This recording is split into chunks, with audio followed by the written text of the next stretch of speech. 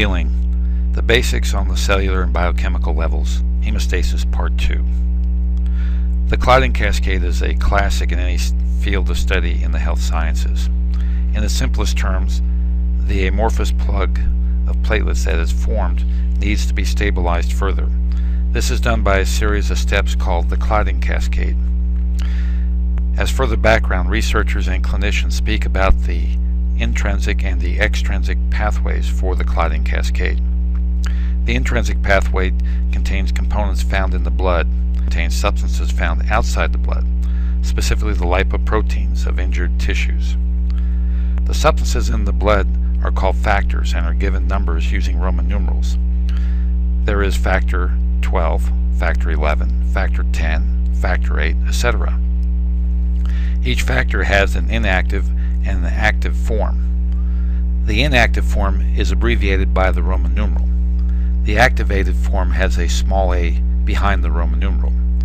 So activated factor 12 is abbreviated 12a. Activated factor 11 is abbreviated 11a, and so on. So what is the cascade that leads to the formation of fibrin? In the intrinsic pathway, factor 12 becomes activated when it contacts the subendothelial collagen.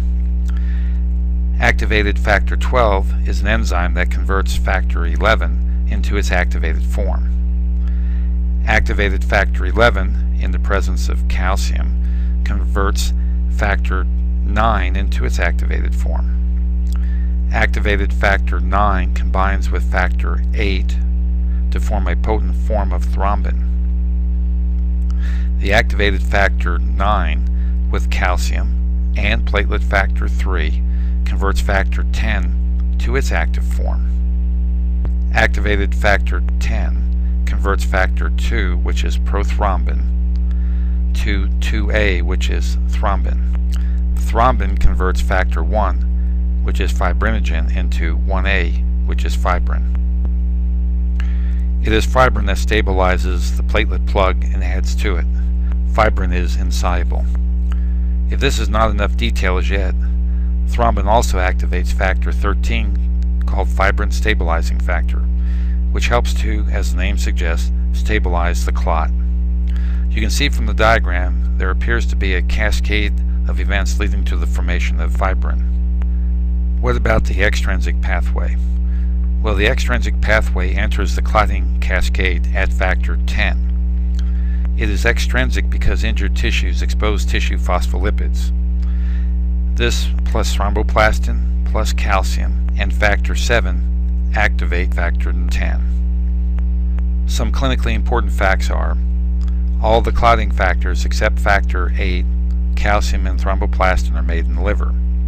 Factors 2, 7, 9, 10 require vitamin K to be made. So patients with liver disease or inadequate nutrition may have some problems with clotting. The current medicines the patient is on has an importance here as well.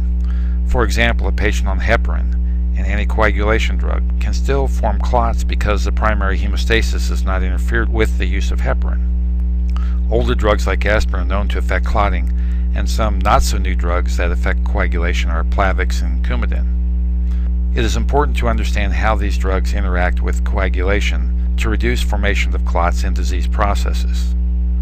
This will be discussed in future lessons, but for right now, remember the lessons on the history and physical examination spoke about taking good history and performing a good physical examination. These sorts of things are picked up at the time by the clinician, and they may enter into the decision about the care of the patient with a healing wound or the decision to do or not to do surgery, let's say a simple debridement.